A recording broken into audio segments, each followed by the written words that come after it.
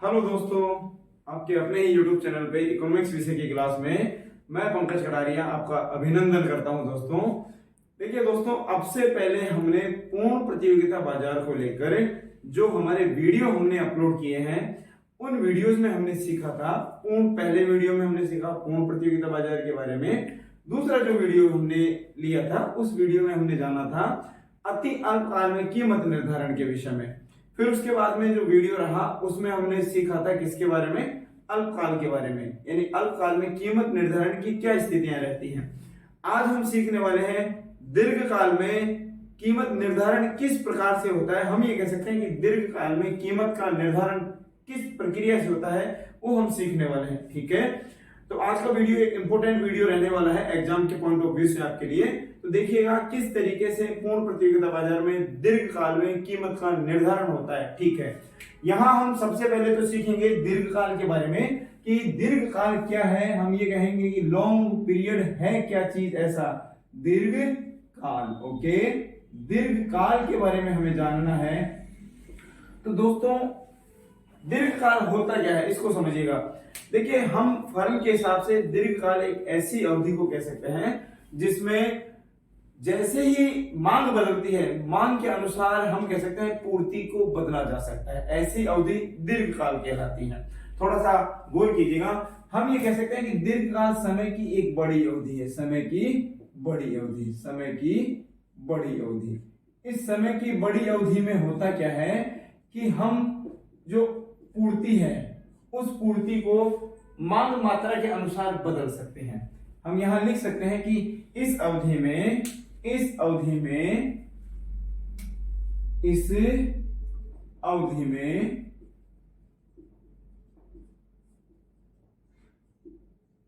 मांग मात्रा के अनुसार, मांग में वृद्धि के अनुसार, ऐसे लिख दीजिएगा, अनुसार पूर्ति को बदला जा सकता है।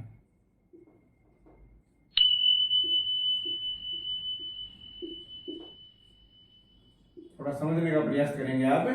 देखिए, हमने कहा कि दीर्घकाल एक ऐसी अवधि है जिसमें मांग में जो परिवर्तन होता है उसके अनुसार आप पूर्ति को बदल सकते हो। क्यों? क्योंकि यहां पर हम ये कह सकते हैं कि इस अवधि में जो संयंत्र है, यानी जो फर्म होती है, वो अपने संयंत्र के आकार को बदल सकती हैं। संयंत्र के आकार को बदला जा सकता है, बदला जा सकता है। थोड़ा गौर फरमाएंगे इस पे। बदला जा सकता है। कैसे बदला जा सकता है? क्योंकि समय की बड़ी अवधि है और समय की बड़ी अवधि में फर्म के सामने ऐसा कोई बाउंडेशन नहीं होता है कि वह अपने संयंत्र को नहीं बदल सके। फर्म अपने संयंत्र के आकार को बदल सकती है और संयंत्र के आकार को बदलकर वह कभी पूर्ति को बढ़ाने का प्रयास करेगी, कभी पूर्ति को बढ़ाएगी, कभी पूर्ति को बढ़ाएगी, तथा जब मांग कम हो जाएगी तो पूर्ति को घटा देगी, पूर्ति को घटाएगी। फर्म की बात कर रहे हैं कि फर्म जो है जैसे ही मांग बढ़ती है तो वह पूर्ति को बढ़ा देगी और मांग घटती है तो पूर्ति को घटा देगी। क्यों? क्योंकि यहाँ बाउंडेशन नहीं है, समय का कोई बाउंडेशन नहीं है।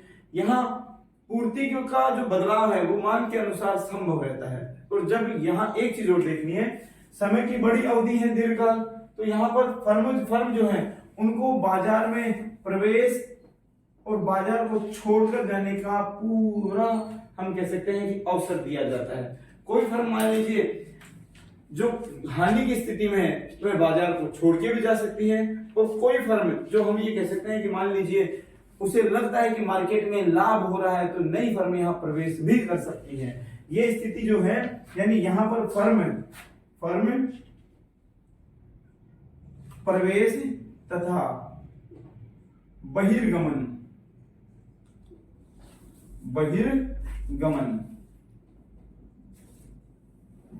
का मतलब होता है बाहर जाना, कर सकती है।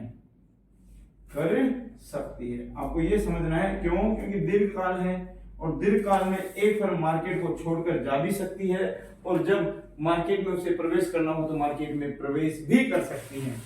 यहाँ जैसे ही नई फर्म मार्केट में आती है तो हम ये कह सकते हैं कि नई फर्म के मार्केट में आते ही पूर्ति बढ़ जाएगी, पूर्ति बढ़ जाएगी। आप ये भी कह सकते हैं कि दीर्घकाल में सभी फर्में जो होती हैं वो केवल सामान्य लाभ प्राप्त करती हैं, सामान्य लाभ। सभी फर्म किस काल की बात कर रहे हैं? दीर्घकाल की। सभी फर्म केवल सामान्य लाभ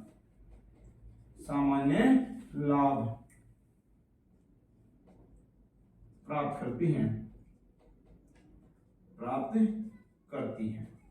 हम ये कह सकते हैं कि कोई भी फर्म सामान्य से अधिक लाभ प्राप्त नहीं कर सकती। क्यों नहीं कर सकती? क्योंकि जैसे ही फर्म सामान्य से अधिक लाभ प्राप्त करने लगती हैं तो नई फर्में मार्केट में आ जाती हैं, जिससे पूर्ति बढ़ने लगती है और पूर्ति बढ़ते ही जो फर्में पहले से बनी हुई थी, जो मार्केट में असामान्य यानी अधिक सामान्य लाभ प्राप्त कर रही थी, अब वो सामान्य लाभ की स्थिति में आ जाएंगी। पूर्ति बढ़ेगी तो हम कह सकते हैं कि पूर्ति बढ़ते ही कीमत पर किसका प्रभाव अधिक नजर आएगा?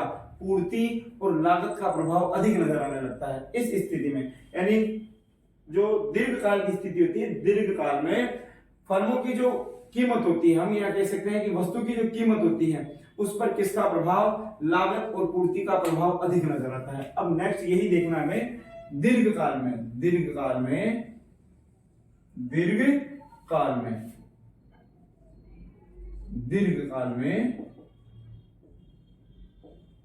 कीमत पर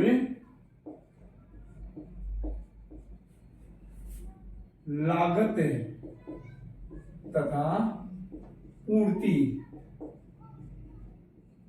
का प्रभाव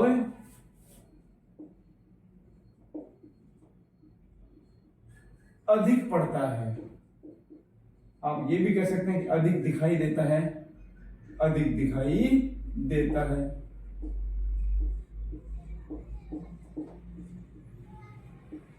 अब देखिए यहां हम ये भी कहेंगे कि दीर्घकाल में वस्तु की जो कीमत है उस पर किसका अधिक प्रभाव होगा? एक तो लागत का प्रभाव अधिक होगा और साथ में पूर्ति का प्रभाव अधिक होगा। क्यों? क्योंकि दीर्घकाल है ही ऐसी अवधि, समय की बड़ी अवधि है और बड़ी अवधि होने का मतलब हम ये कह सकते हैं कि जैसे ही कीमतें बढ़ जाती हैं तो नई फर्में मार्केट में प्रवेश करती हैं और वो पूर्ति बढ़ा देती हैं। पूर्ति बढ़ाते ही क्या होगा? कीमत वापस से डाउन हो जाती है, वापस से नीचे आ जाती है। ये दशा ही बड़ी अवधि है, तो बड़ी अवधि में ऑब्वियसली ऐसा ही होगा। हम ये कहेंगे कि नई नई फर्में मार्केट में प्रवेश करने लगती हैं, फर्म अपने संयंत्र के आकार को बदल सकेगी। यहाँ जितनी मांग हुई है उस मांग के अनुसार कभी पूर्ति को कम किया जाएगा, कभी पूर्ति को बढ़ाया जाएगा दीर्घकाल की अवधि में। इस अवस्था में हम देखते हैं तो हमें 3 प्रकार की लागतें देखने को मिलती हैं। ध्यान से सुनिएगा, हमने कहा दीर्घकाल में, किस काल में? दीर्घकाल में 3 लागत दशाएं देखने को मिलती हैं।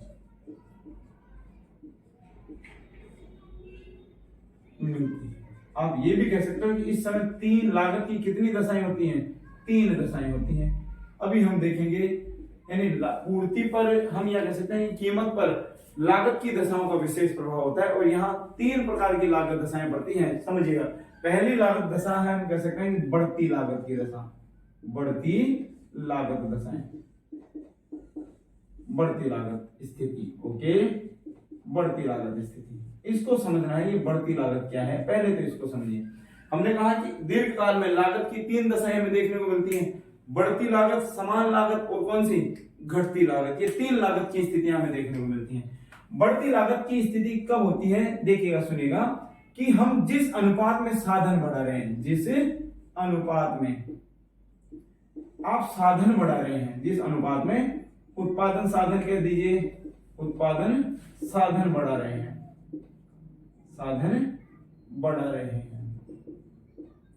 या बढ़ाए जाएं, ऐसे लिख लीजिएगा, बढ़ाए जाएं, उस अनुपात में पूर्ति नहीं बढ़े, उस अनुपात में पूर्ति नहीं बढ़े,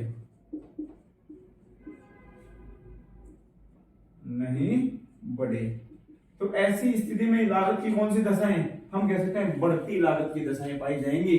और बढ़ती लागत की दशाओं में जो पूर्ति वक्र होता है उसका आकार किस प्रकार का होगा अभी हम देखेंगे, इसको एक्सप्लेन करेंगे, इसको बनाना सीखेंगे। ठीक है, हमने कहा बढ़ती लागत की स्थिति में, अब बढ़ती लागत की जो स्थिति है उसमें हम ये देखेंगे कि किस तरीके से जो दीर्घकालीन पूर्ति वक्र है उसका आकार होता है, किस प्रकार का होता है दीर्घकालीन पूर्ति वक्र, किन दशाओं में, बढ़ती लागत की दशाओं में। तो एक्सप्लेन करेंगे, इसको ध्यान दीजिएगा। आगे हम चलते हैं। हमने कहा कि इस समय बढ़ती लागत की दशाएं क्यों पाई जाती, इसका अर्थ समझिएगा। हम यह कह सकते हैं कि पैमाने की जो गैर मितव्यताएं होती हैं, यानी पैमाने की गैर मितव्यताएं भी यहाँ कारण होती हैं लागत बढ़ने के। यहाँ बढ़ती लागत के कारण बता रहा हूं आपको, पैमाने की, यहाँ कारण लिख लेते हैं, बढ़ती लागत के कारण कौन कौन से होते हैं, पैमाने की गैर मितव्यताएं। देखिए हमने कारण देखा पैमाने की गैर किफायतें, मितव्यताएं कह सकते हो, किफायतें कह सकते हो, किफायतें, आप इसे मितव्ययता भी कह सकते हो, मितव्ययिता, मितव्ययिता। सुनिए, हमने कहा कि बढ़ती हुई लागत का कारण क्या होता है, पैमाने की गैर मितव्ययिता। और दूसरा कारण भी हो सकता है, दूसरा कारण क्या हो सकता है कि जो उत्पादन साधन है, उत्पादन साधन, उनकी कीमतें भी बढ़ सकती हैं, उत्पादन साधनों की कीमतों में वृद्धि, ये भी क्या हो सकता है, बढ़ती हुई लागतों का कारण हो सकता है। अब हम ये देखेंगे कि इस अवस्था में जो पूर्ति वक्र होता है वो किस आकार का होता है, इसको तरफ हमारा ध्यान विशेष होना चाहिए। यह प्रश्न कई बार पूछा गया है कि दीर्घ काल की जो अवधि होती है, दीर्घ काल की अवधि में जब बढ़ती हुई लागत होती है, बढ़ती हुई लागत की दशा में पूर्ति वक्र का आकार कैसा होता है, किस प्रकार का पूर्ति वक्र होता है, इसकी तरफ आपको ध्यान देना है। हम यहाँ पूर्ति वक्र का निर्माण कर रहे हैं। देखिए हमने नॉर्मल तरीके से पूर्ति वक्र बनाना सीखा है और हमने ये देखा है कि ये हमारे इकोनॉमिक्स के जितने भी वक्र होते हैं वो इसी 90 डिग्री के एंगल में बनाए जाते हैं, इसी 90 डिग्री के एंगल में बनाए जाते हैं। ओके, हमने ये कहा कि मान लीजिए किसी समय हमारा जो मांग वक्र है वो डी है, हमारा मांग वक्र कौन सा है, डी। सप्लाई वक्र की बात करें तो किसी समय सप्लाई वक्र हम मान लेते हैं कि एस है, डी, ये तो मांग वक्र है, और ये कौन सा, सप्लाई वक्र एस। जहां ये दोनों एक दूसरे को काटते हैं वहां पर दोस्तों कीमत का निर्धारण हो जाता है, और यहाँ ये एक दूसरे को इस बिंदु पर काट रहे हैं, यहाँ पर कीमत निर्धारित हो गई, और हम कह सकते हैं कि यहाँ पर कीमत कितनी है, पी निर्धारित है, कीमत पी निर्धारित है। अगर हम ये माने कि मान लीजिए किसी समय जो डी है, यानी जो मांग है, डी से मतलब है डिमांड, किसी समय मान लीजिए मांग बढ़ जाए, मांग बढ़ जाए और बढ़कर कितनी हो जाए, हम ये कह सकते हैं कि मांग बढ़कर इतनी हो गई। ये जो मांग वक्र है ये डी से बढ़कर D1 हो गया, कितना हो गया, D1, यानी ये मांग में वृद्धि है। मांग में वृद्धि होने पर मांग वक्र हमेशा किस साइड में जाएगा, ये आपको पहले से बता रखा है मैंने कि जब मांग में वृद्धि होती है तो मांग वक्र अपने प्रारंभिक मांग वक्र से खिसक कर दाहिनी तरफ शिफ्ट हो जाता है, दाहिनी तरफ चला जाता है। और यहाँ देखिए जैसे ही मांग में वृद्धि हुई ये नई कीमत निर्धारित हो गई दोनों के कटान बिंदु पर, और नई कीमत पहले वाली कीमत से क्या है, थोड़ा ऊपर की तरफ है, और ये कीमत हो गई P1। देखिए जाहिर सी बात है, हमने ये कहा है कि ये अल्पकाल की स्थिति है, अल्पकाल की स्थिति। अब दीर्घकाल की स्थिति में क्या होता है, दीर्घकाल की स्थिति में जैसे ही डिमांड बढ़ती है, हम ये कह सकते हैं कि जैसे ही मांग बढ़ती है, और मांग बढ़ी तो मांग बढ़ने पर क्या होगा, पूर्ति वक्र भी बढ़ेगा, मांग बढ़ने पर पूर्ति वक्र भी बढ़ेगा, और पूर्ति वक्र बढ़कर हम कह सकते हैं कि एस से दाहिनी तरफ खिसकेगा, और एस से दाहिनी तरफ खिसक के हम ये कह सकते हैं कि ये नया पूर्ति वक्र हो गया, और नया पूर्ति वक्र को हम एक अलग रेखा द्वारा दर्शा देते हैं। इसे हम नाम दे देंगे S1, और ये मान लीजिए हमारा नया पूर्ति वक्र हो गया S1, इस तरीके से S1। पहले वाले पूर्ति वक्र की दाहिनी तरफ खिसक गया, SS था पहला प्रारंभिक पूर्ति वक्र, अब ये दाहिनी तरफ खिसक कर कौन सा वक्र हो गया, S1 हो गया। जहां पर प्रारंभिक हमने कहा मांग वक्र और प्रारंभिक पूर्ति वक्र काट रहे थे एक दूसरे को, वहां पर कीमत निर्धारित हुई थी, और कीमत निर्धारित कौन सी हुई थी, पी कीमत। ओके। जहां पर नया मांग वक्र D1 और नया पूर्ति वक्र S1 एक दूसरे को काटेंगे, वहां पर नई कीमत निर्धारित हो जाएगी। और देखिए ये जो कीमत है ये वापस से निर्धारित होकर कहां पर आ गई, इस बिंदु पर आ गई। और ये बिंदु हम कह सकते हैं कि यहां जा रहा है, यानी नई कीमत जो निर्धारित हो रही है वो P और P1 के बीच में निर्धारित हो सकती है। आप इसे मान लीजिए P2 हम नाम दे देंगे। तो ये जो कीमत है, जब अब प्रारंभिक कीमत और दीर्घकालीन जो कीमत है, इन दोनों को मिलाने से एक रेखा का निर्माण होता है। वो इस तरीके से रेखा का निर्माण हो रहा है। अभी हम इसको अलग लाइन से दिखा रहे हैं और ये इस तरीके से एक रेखा बन रही है। देखिएगा इस तरीके से एक रेखा का निर्माण हो रहा है, इस तरीके से। यानी प्रारंभिक कीमत और जो नई कीमत है दीर्घकालीन, इन दोनों को मिलाने से जो एक रेखा बन रही है वो दोस्तों कहलाएगा दीर्घकालीन सप्लाई वक्र, LS लॉन्ग सप्लाई वक्र। और हमने देखा कि लॉन्ग सप्लाई वक्र जो है, ये जो हमारा पूर्ति वक्र है इसकी तुलना में, यानी अल्पकालीन पूर्ति वक्र की तुलना में अधिक लोचदार होता है। कौन सा वक्र? दीर्घकालीन पूर्ति वक्र। और दीर्घकालीन पूर्ति वक्र का आकार आप देख रहे हैं LS के माध्यम से हमने इसे दर्शाया है। यहाँ LS के माध्यम से जो पूर्ति वक्र हमने दर्शाया है उसके कटान बिंदु पर उत्पादन मात्रा जो निर्धारित हो रही है वो भी आप देख सकते हैं कि इसके उत्पादन बिंदु पर, यहाँ इस वक्र के कटान बिंदु पर, यानी यहाँ पर जो उत्पादन मात्रा निर्धारित हो रही है उसको आप Q2 के माध्यम से दर्शा सकते हो। पहली बार जो उत्पादन मात्रा थी वो कितनी थी? Q1 थी, Q थी ऐसा मान लीजिए। दूसरी बार उत्पादन मात्रा कितनी रही? Q1 रही। और लास्ट में दीर्घकालीन जो उत्पादन मात्रा रही वो Q2 हो गई। आप ये कह सकते हैं कि बढ़ती हुई लागत की अवस्थाओं में जो पूर्ति वक्र है वो अल्पकालीन पूर्ति वक्र की तुलना में अधिक लोचदार होता है। और आप इस रेखा चित्र में देखने को भी हमें मिल रहा है, ठीक है। तो ये कहलाती है बढ़ती हुई लागत की अवस्था। बढ़ती हुई लागत की अवस्था में हमने देखा कि पूर्ति वक्र का आकार कैसा होता है दोस्तों। यहाँ पूर्ति वक्र का आकार इस तरीके से, हम इसको एक अलग रेखा बना के बता देते हैं, इस तरीके से अधिक लोचदार होता है। ये स्थिति रहती है LS दीर्घकालीन सप्लाई वक्र, ओके। अब हम देखेंगे कि हमने कहा कि इस दीर्घकाल में लागत की 3 दशाएं देखने को मिलती हैं। बढ़ती हुई लागत की दशा जो कि हमने स्पष्ट की है, और बढ़ती हुई लागत की दशा का कारण क्या होता है? आप ये कह सकते हो कि पैमाने की गैर किफायतें कह सकते हो, पैमाने की गैर मितव्यताएं कह सकते हो, या हम कह सकते हैं कि उत्पादन के साधनों की कीमतों में वृद्धि। ये दोनों कारण होते हैं किसके? लागतों के बढ़ने के। अब हम देखेंगे कि इस दीर्घकाल की अवधि में पैमाने की समान लागत की स्थिति भी हमें देखने को मिलती है। हम ये कह सकते हैं बढ़ती हुई लागतों की 3 दशाएं हमने देखी हैं। बढ़ती हुई लागत की दशा, अब हम देखेंगे समान लागत की दशा। समान लागत की दशा वो क्या होती है उसको भी समझिए। कौन सी दशा? मैं लिख देता हूं, समान लागत दशा। 3 दशाएं हमें देखने को मिल रही है, बढ़ती हुई लागत की दशा, समान लागत की दशा। समान लागत दशा की स्थिति कह सकते हो। एक ही बात है, समान लागत की स्थिति ये क्या होती है इसको भी समझिएगा। समान लागत की स्थिति दोस्तों इसको भी समझिएगा। समान लागत की स्थिति एक्चुअल में होती क्या है? हम ये कह सकते हैं कि अगर हम मान लीजिए उत्पादन के जो साधन हैं, उत्पादन के साधन जिस अनुपात में बढ़ाए, उत्पादन साधन जिस अनुपात में बढ़ाए जाए, जिस अनुपात में बढ़ाए जाएं, उसी अनुपात में अगर पूर्ति बढ़ जाए, उसी अनुपात में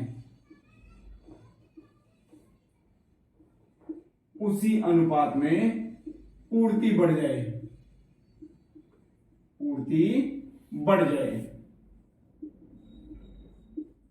तो ऐसी अवस्था को हम कहेंगे समान लागत की दशा, समान लागत की स्थिति। एक ही बात है, हम यहां ये भी कह सकते हैं कि समान लागत की स्थिति प्राप्त होने का कारण क्या होता है। यहां हम कह सकते हैं कि जब साधनों की कीमतें, साधन कीमत जब स्थिर हो, साधन कीमतें स्थिर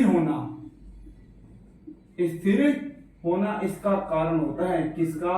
समान लागत की दशा का। यानी जब साधन की कीमतों में कोई बदलाव नहीं होना तो ऐसी अवस्था में हमें स्थिर लागत या समान लागत की अवस्था प्राप्त होती है। इसे हम एक रेखा चित्र से दर्शा सकते हैं। यहाँ देखिए, हम हमेशा कहते हैं कि इकोनॉमिक्स की जो रेखा चित्र बनते हैं वो बड़े सिंपल होते हैं, इसी तरीके से बनाए जाते हैं। ओ वाई अक्ष है उस पर हम दर्शाएंगे कीमत को, और जो ओ एक्स अक्ष है उस पर हमें दर्शाना है उत्पादन मात्रा को। समझिएगा इसको।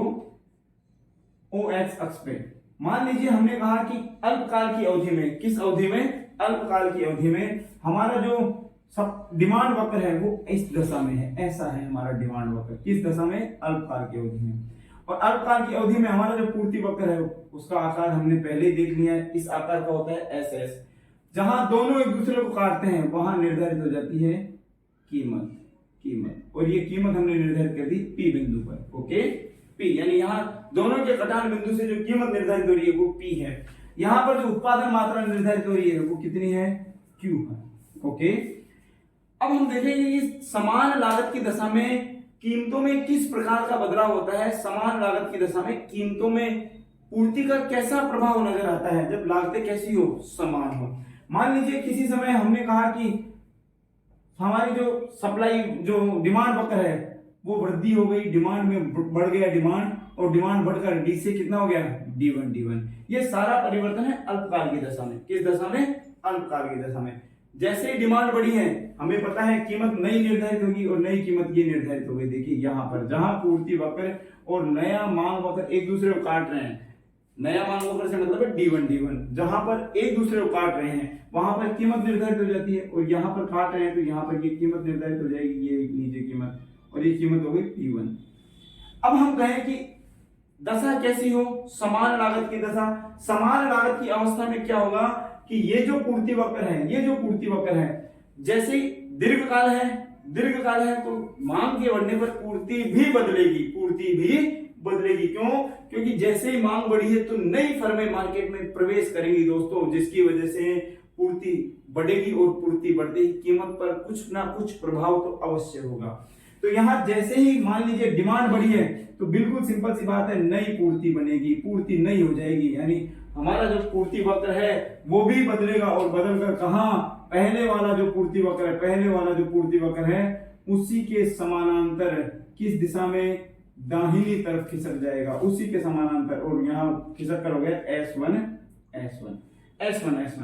देखिए यहाँ पर हम ये कह सकते हैं कि प्रारंभिक जो पूर्ति वक्र था और प्रारंभिक जो मांग वक्र था, जहां पर ये काट रहे थे एक दूसरे को, और यहाँ पर काटने का ये बिंदु था।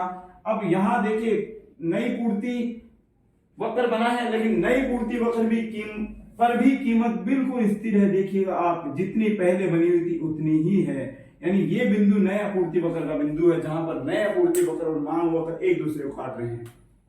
तो इस अवस्था में हम ये कह सकते हैं कि समान लागत की दशा होती है, और इस अवस्था में जो पूर्ति वक्र का आकार होता है, वो कैसा होता है? ओ एक्स अक्ष के समानांतर होता है। हम इसको और तरीके से यहाँ स्पष्ट दर्शा सकते हैं कि इस अवस्था में समान लागत की दशा में पूर्ति वक्र का आकार कैसा होगा? ये लीजिए, ये हमारा एल एस हो गया, L S long supply curve. Okay, तो यहाँ हमने समान लागत की अवस्था में पूर्ति वक्र किस प्रकार का देखा? ओ एक्स अक्ष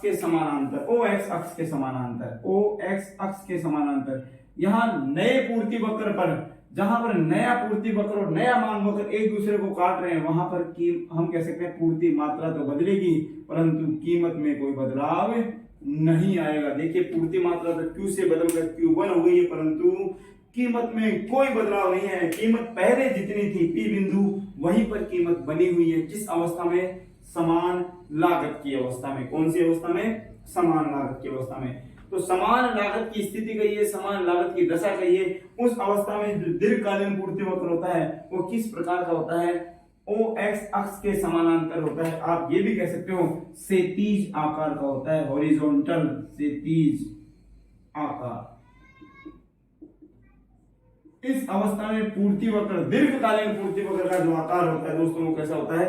क्षैतिज आकार का होता है। अब तीसरी दशा हम देखेंगे, कौन सी? दो दशाएं हमने देखनी है। पहली दशा हमने देखी बढ़ती हुई लागत की दशा, दूसरी हमने देखी है समान लागत की दशा। यहां देखिए ये बढ़ती लागत की दशा देखी हमने, फिर दूसरी देखी हमने समान लागत की दशा, और अब तीसरी दशा हम देखने वाले हैं कौन सी? घटती लागत की दशा, घटती लागत की दशा, घटती लागत दशा, लागत दशा कहिए, स्थिति कहिए, अवस्था कहिए, एक ही बात है। ओके, अब घटती लागत की दशा में पूर्ति वक्र का आकार हम देख रहे हैं कि पूर्ति वक्र किस आकार का होता है। घटती लागत से क्या मतलब है कि हम जिस अनुपात में उत्पादन के साधन बढ़ा रहे हैं, जिस अनुपात में उत्पादन साधन बढ़ाएं, उत्पादन साधन बढ़ाए जाएं,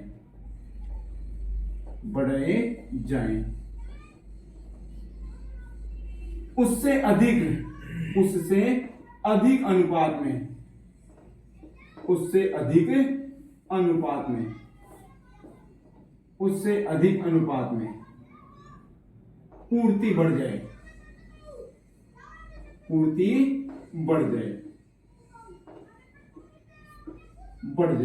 तो ऐसी अवस्था कहलाती है घटती लागत की अवस्था। देखिए दोस्तों, यहां घटती लागत अवस्था का एक कारण और हो सकता है। वो कारण क्या होता है कि मान लीजिए जो टेक्नोलॉजी प्रगति है, अगर वो विशेष रूप से हो जाए तो ऐसी अवस्था में हमें घटती लागत की दशाएं प्राप्त हो जाती हैं। जब टेक्नोलॉजी का विस्तार हो जाता है, हम ये कह सकते हैं तकनीक परिवर्तन, या आप ये भी कह सकते हो उन्नत तकनीक परिवर्तन कहिए, या कहिए उन्नत तकनीक को अपनाया जाना, उन्नत तकनीक के कारण भी क्या होता है, ऐसी स्थितियां देखने को मिलती है। ठीक है, अब इस अवस्था में जो पूर्ति वक्र है उसका आकार क्या होता है, इस पर ध्यान दीजिएगा। कौन सी अवस्था में, घटती लागत की अवस्था में। तो घटती लागत की अवस्था में जो पूर्ति वक्र का आकार होता है दोस्तों, वो किस प्रकार का होता है, यहां हम इसको स्पष्ट करेंगे। ये वही स्थिति हमारी, यहाँ कीमत ओ वाई अक्ष पे, यहाँ उत्पादन मात्राएं ओ एक्स अक्ष पर। ओके, उत्पादन मात्रा हमने देखा कि ये हमारा प्रारंभिक मांग वक्र डीडी, ये हमारा प्रारंभिक पूर्ति वक्र एसएस। ओके, जैसे ही पूर्ति बदलेगी, जैसे ही हम कहें डिमांड बदलेगी, और डिमांड बदलकर डीडी होगी, डीडी से D1 जैसे ही डिमांड बदलकर डीडी से D1 हो गई, तो देखिए कीमत भी बदलकर P से बदलकर, कीमत P से बदलकर, ये P है तो P से बदलकर कितनी हो गई, P1 हो गई। लेकिन हमें पता है कि दीर्घकाल है, और दीर्घकाल में मांग के अनुसार पूर्ति को बदला जा सकता है, क्योंकि समय का कोई बाउंडेशन नहीं है, नई फर्में मार्केट में आ जाती हैं। अब यहां क्या होगा, पूर्ति बदलेगी, और पूर्ति बदलकर हम ये कह सकते हैं कि यहाँ ये जो पूर्ति वक्र है वो अपने प्रारंभिक पूर्ति वक्र से खिसक कर कहां आ जाएगा, मान लीजिए यहां आ गया, और ये खिसक कर कौन से स्थान पे, S1 पर आ गया। ये हमें पहले से पता है कि पूर्ति अगर बढ़ेगी तो प्रारंभिक पूर्ति वक्र की तुलना में नया पूर्ति वक्र अपने दाहिनी तरफ खिसक जाएगा। हम कह सकते हैं प्रारंभिक पूर्ति वक्र के दाहिनी तरफ खिसक जाएगा। और यहां देखिए, जहां पर नया मांग वक्र और नया पूर्ति वक्र एक दूसरे को काटेंगे, वहां पर क्या निर्धारित हो जाएगी दोस्तों, वहां पर नई कीमत निर्धारित हो जाएगी। और नई कीमत कहां निर्धारित हो रही है, इस बिंदु पर। तो इस बिंदु पर जो मांग वक्र, जो पूर्ति वक्र है, वो आकार में किस तरीके का हो रहा है, हम कह सकते हैं कि इस तरीके का हो रहा है, इस तरीके का। आप ये भी कह सकते हो कि नीचे की तरफ गिरता हुआ दिखाई दे रहा है, कौन सा, LS, long time supply curve. Okay, तो घटती लागत की दशाओं में जो पूर्ति वक्र होता है उसको हम यहाँ अलग से स्पष्ट दर्शा सकते हैं कि वो किस तरीके का, उसका आकार कैसा होता है, उसका आकार कैसा होता है, इस तरीके से नीचे की तरफ घटता हुआ होता है।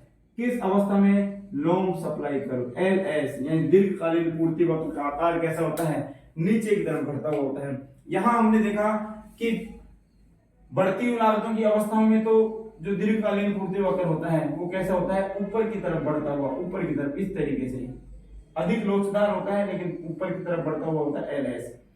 फिर हमने देखा समान लागत की अवस्था में, तो समान लागत की अवस्था में उसकी स्थिति होती है कैसी, OX अक्ष के समानांतर। और हमने बाद में देखा घटती लागत की अवस्था में जो पूर्ति वक्र है, पूर्ति वक्र वो कैसा होता है, नीचे की तरफ घटता हुआ, गिरता हुआ, पूर्ति वक्र बाएं से दाएं नीचे की तरफ गिरता हुआ। ओके, अब हम ये देखेंगे कि इस अवस्थाओं में फर्म संतुलन में कहां पर होती है। वेरी इंपॉर्टेंट कि फर्म का संतुलन कहां पर होता है। ये तो जो कीमत निर्धारित हो गई उस पे तो हमने देख लिया कि दीर्घकाल में जो कीमत निर्धारित होती है उस कीमत पर किसका प्रभाव अधिक नजर आता है?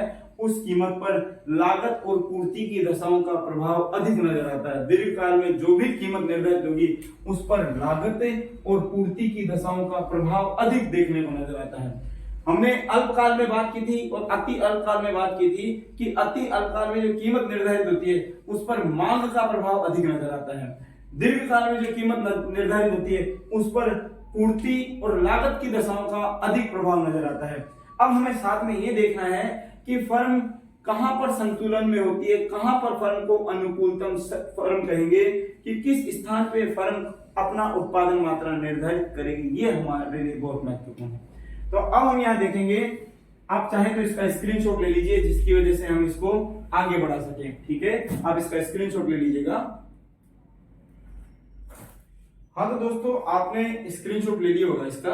और देखिए, हमने अभी पूर्ण प्रतियोगिता बाजार में कीमत के निर्धारण की स्थितियां देखी हैं और हमने पूर्ण प्रतियोगिता बाजार में 3 स्थितियां भी देख ली हैं: बढ़ती लागत की दशा, समान लागत की दशा और घटती लागत की दशा। अब हम देखेंगे कि पूर्ण प्रतियोगिता की स्थिति में दीर्घकाल में फर्म संतुलन में कहां होती है। अब हम सीखने वाले हैं फर्म का संतुलन। फर्म का संतुलन कहां पर एक फर्म संतुलन में होगी, किस अवस्था में? दीर्घकाल में। फर्म का संतुलन किस स्थिति में? दीर्घकाल की स्थिति में, दीर्घकाल में। ओके, तो दोस्तों हम यहाँ फर्म का संतुलन देखेंगे दीर्घकाल में, कि दीर्घकाल में एक फर्म किस स्थान पे संतुलन में होती है। तो इसको थोड़ा गौर से देखिएगा। देखिए, हमने ये कहा था कि दीर्घकाल में जो हमारा डिमांड वक्र होता है उसको हमने ये आकार दिया था पूर्ण प्रतियोगिता की स्थिति में। यानी पूर्ण प्रतियोगिता की स्थिति में डिमांड वक्र का आकार कैसा होता है, इसको ध्यान दीजिएगा। तो हमने ये कहा था कि जो कीमत वक्र होता है, जो निर्धारित कीमत होती है, उसको ही आप ये कह सकते हैं कि दीर्घकालीन मांग वक्र कह सकते हो आप, कीमत वक्र को ही। तो P बराबर हमने लिखा था P बराबर AR बराबर MR। ये जो वक्र होता है ये कहलाता है मांग वक्र। किस अवस्था में? पूर्ण प्रतियोगिता की स्थिति में। ओके, अब पूर्ण प्रतियोगिता की स्थिति में हमें देखना है फर्म का संतुलन, वो भी किस काल में? दीर्घकाल के समय में। तो यहाँ फर्म का संतुलन कहां पर होगा, विशेष ध्यान दीजिएगा। जहां पर हम ये कह सकते हैं कि जो MC वक्र होता है, मार्जिनल कॉस्ट जो वक्र होता है, सीमांत लागत जो वक्र होता है, वो जहां पर किसे काटता हो? LAC को काटता हो। LAC को, वहां AC को काट रहा था अल्पकाल में, अब जहां पर LAC को उसके न्यूनतम बिंदु पर काटता हो MC वक्र, वहां पर फर्म संतुलन में होते हैं। तो हमने कहा कि ये जो वक्र, ऐसा वक्र LAC वक्र का आकार किस तरीके का? इस तरीके का LAC वक्र का आकार होता है। LAC long time average cost जो वक्र होता है उसका आकार इस प्रकार का होता है। जहां पर MC वक्र LAC वक्र को उसके न्यूनतम बिंदु पर काटता है, LMC वक्र कह सकते हो आप। MC वक्र शॉर्ट टाइम के लिए, और यहां हम LMC करें, लॉन्ग टाइम मार्जिनल कॉस्ट। जहां पर LMC वक्र LAC वक्र को उसके न्यूनतम बिंदु पर काटता है। देखिए, ये न्यूनतम बिंदु है, इसके बाद में फिर से बढ़ना स्टार्ट हो जाती है, इसके बाद में फिर से बढ़ना स्टार्ट हो जाती है। ये जो बिंदु है ये न्यूनतम बिंदु कहलाएगा LAC वक्र का। तो जहां पर फर्म का LMC वक्र फर्म के LAC वक्र को उसके न्यूनतम बिंदु पर काटता है, उस बिंदु पर फर्म किसमें रहती है? संतुलन में रहती है। यानी फर्म यहां पर रहकर उत्पादन करती है, और उत्पादन कितनी मात्राओं का करेगी? ये जब हम इस बिंदु से एक लंब लेकर जाएंगे किस अक्ष की तरफ? OX अक्ष की तरफ। तो ये लंब जहां पर OX अक्ष को काटता है वहां पर उत्पादन मात्रा निर्धारित हो जाती हैं, क्योंकि हम किस अक्ष पे उत्पादन मात्राएं दर्शाते हैं? उत्पादन मात्राएं। ओके, यहां पर आप कीमत दर्शाते ही है, हम कीमत। तो हम ये कह सकते हैं कि दीर्घकाल में एक फर्म कहां पर संतुलन में होती है? जहां पर LAC वक्र यानी लॉन्ग टाइम एवरेज कॉस्ट वक्र को LMC वक्र उसके न्यूनतम बिंदु पर काटता है, वहां पर एक फर्म, हम ये कह सकते हैं कि उत्पादन निर्धारित करती है। और इस बिंदु पर जो फर्म रहकर उत्पादन करेगी दोस्तों, वो किस नाम से जानी जाएगी? अनुकूलतम फर्म के नाम से जानी जाएगी। अनुकूलतम, हम ये कह सकते हैं ऑप्टिमम फर्म, अनुकूलतम firm, optimum optimum firm. Okay, यानी इस बिंदु पर जो भी फर्म उत्पादन करेगी, कौन सा बिंदु, हम ये कह सकते हैं कि LAC बराबर LMC, LAC बराबर LMC, जो बिंदु है वो किस नाम से जाना जाएगा, अनुकूलतम बिंदु के नाम से जाना जाएगा। किस नाम से, अनुकूलतम बिंदु, अनुकूलतम बिंदु, क्योंकि यहां पर LAC long time average cost जो है वो किसके बराबर है, LMC के बराबर है। और यहां पर ही आप कह सकते हो कि यहां पर क्या है, LMC बराबर P भी है, P यानी कीमत भी यहां इनके बराबर है। देखिए कीमत वक्र यही है, तो इस बिंदु पर LAC, LMC और कीमत तीनों बराबर होती है, ऐसा बिंदु अनुकूलतम बिंदु कहलाता है दोस्तों। और आप ये भी कह सकते हैं कि इस बिंदु पर जो फर्म उत्पादन करेगी वो नए लाभ नए हानि की स्थिति में रहकर उत्पादन करती है। किस बिंदु पर, इस बिंदु पर। तो हम यहां नोट करके लिख सकते हैं, इस बिंदु पर, कौन से बिंदु पर, जहां पर उत्पादन हो रहा है, इस बिंदु पर LAC बराबर LMC बराबर P बिंदु पर, इस बिंदु पर, इस बिंदु पर फर्म को, फर्म नए लाभ नए हानि की स्थिति में होती है, नए लाभ नए हानि की स्थिति में होती है। ओके, किस समय, जब LAC बराबर LMC बराबर P हो, इसे आप ब्रेक इवन पॉइंट भी कहते हैं, break even point, break even point. Break even point से क्या मतलब है कि नए लाभ नए हानि की स्थिति। इसे हम क्या कहते हैं, सामान्य लाभ का बिंदु भी आप इसे कह सकते हैं। कौन सा बिंदु, सामान्य लाभ बिंदु। यानी इस बिंदु पर फर्म को क्या प्राप्त होगा, सामान्य लाभ ही प्राप्त होता है इस बिंदु पर फर्म को। और सामान्य लाभ को आप नए लाभ नए हानि का बिंदु भी कह सकते हैं दोस्तों।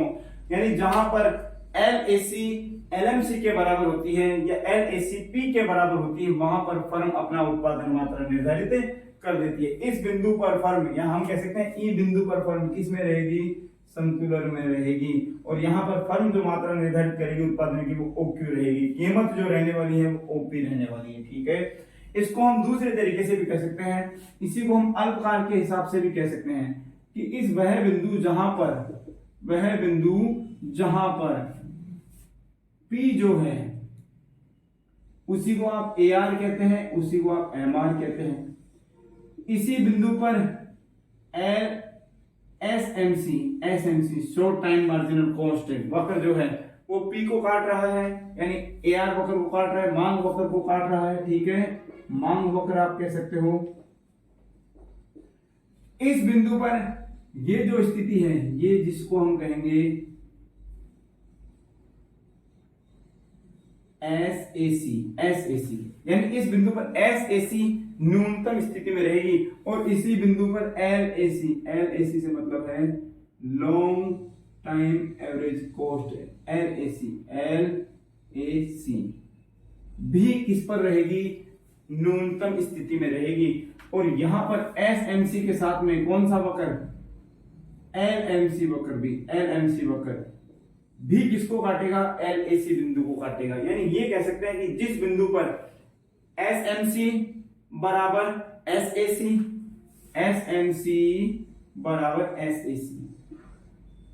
ठीक है, बराबर P की स्थिति हो, या ये भी कह सकते हो आप, जहां पर SMC बराबर SAC बराबर P बराबर LMC बराबर LAC की स्थिति हो, उस बिंदु को फर्म के लिए किस नाम से जाना जाएगा, उस बिंदु को फर्म के लिए अनुकूलतम बिंदु के नाम से जाना जाएगा। और फर्म यहां पर रहकर उत्पादन करती है। ये स्थिति देखिए हमने केवल और केवल दीर्घकाल को लेकर, और इस स्थिति में हमने दोनों कालों को स्पष्ट कर दिया है, अल्पकाल को भी स्पष्ट किया है और दीर्घकाल को भी स्पष्ट किया है। ठीक है दोस्तों, तो ये था हमारा आज का टॉपिक, जिसमें हमने पूर्ण प्रतियोगिता बाजार में दीर्घकाल की स्थिति में कीमत का निर्धारण सीखा, और हमने सीखा किसका, फर्म के संतुलन की अवस्था को सीखा है। देखिए हमने ये भी कहा कि इस अवस्था में फर्म जो है वो केवल सामान्य लाभ प्राप्त करती है। ये वेरी इंपॉर्टेंट लाइन है। क्यों? क्योंकि इस अवस्था में समय की बड़ी अवस्था होती है दीर्घकाल, तो इसमें नई फर्मों को मार्केट में प्रवेश करने का मौका मिल जाता है। तो जब पुरानी फर्में अधिक लाभ प्राप्त करती रहती हैं तो नई फर्में मार्केट में आ जाती हैं। ठीक है दोस्तों, आप इस बिंदु को समझ गए होंगे। रेगुलर कंटिन्यू रूप से देखते रहिएगा। Thank you.